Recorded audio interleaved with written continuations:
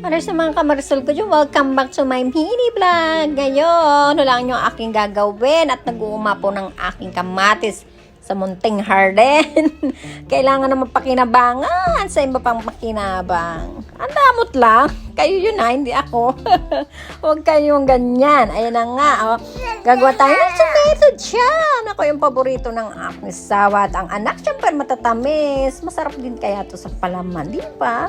Ayan, gagawin na natin. Malaking tulong talaga ang YouTube sa pang-araw-araw na pagluluto. Di ba mga momshi? Pag hindi marunong, at first timer, YouTube din. Ayan na nga, i-stir natin ng malagyan yung ang juice yan, yung tubig. Tapos binagyan ko ng kunting tubig, yung juice ng tomato. At lagyan ng 1 cup of sugar. Ayan, pag malapot na, ilagay na yung laman ng tomatoes. O, di ba? Hindi na masama sa first timer. O, di ba? Tomato jam na perfect. Sa masayang pa, o diba, may palaman ka ng mahal kaya niyan dito. Bastang jam, ang sasarap niyan sa palaman. O diba, o, sangkapan niyan sa first timer. Palasa ko na sa asawa ko ng reaksyon. Ayan na, pinalasa ko na. Wow, sticky daw and looks perfect daw. At nang linasahan niya, ay grabe yung comment, strawberry daw. Napagkamal pag strawberry yung tomato ko, lechig. It's not strawberry, it is tomato. Oh, strawberry to me.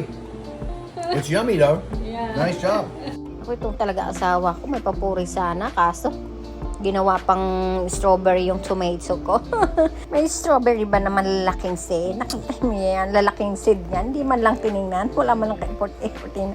Basta lang linasahan, strawberry na. Porket matamis at jam, strawberry na, hindi ba pwedeng tomato? Siyempre hindi ako papawala ako nagluto eh. Naka-ref na yan kaya very sticky na siya. At sticky talaga siya. Ayan, di ba perfect? Hindi naman sa first time eh, talaga. Laking tulong talaga ng YouTube na yan. Ayan, siyempre titikman na natin. Oh, ang lapot. Ayan, 5 pesos lang yan sa inyo with palaman. Ba't with palaman? Siyempre, uy, mahal kaya yan sa atin sa Pinas pag ginawa mo yan. Kaya pag may mga tomato kayo dyan na talagang hinog na sa tingin nyo naman wala kayong lulutuin o wala yun, gumawa na lang kayo ng tomato jam. 4 ingredient na lang yan, hindi masama. Sugar lang, water, tsaka tomato.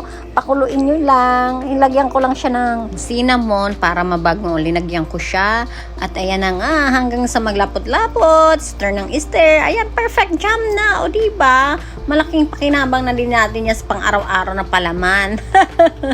Pakinabang talaga. O syempre, lalo kung mga anak nyo mahilig sa matamis at pamaman. Ayan, ganyanin nyo yung mga kamatis nyo para hindi masayang at makinabangan natin. Ako, pang habang buhay na naman namin itong gamitan. Habang buhay talaga. At saka perfect na yan sa pang-araw-araw kung tinatamad kang magluto hapunan, meriendahan. Ayan, papalaman ka lang. Happy tummy na, o diba? Perfect. Hanggang dito na lang. Bye-bye na. See you in my vlog. Nakikibaka na naman si Grant. Bye-bye!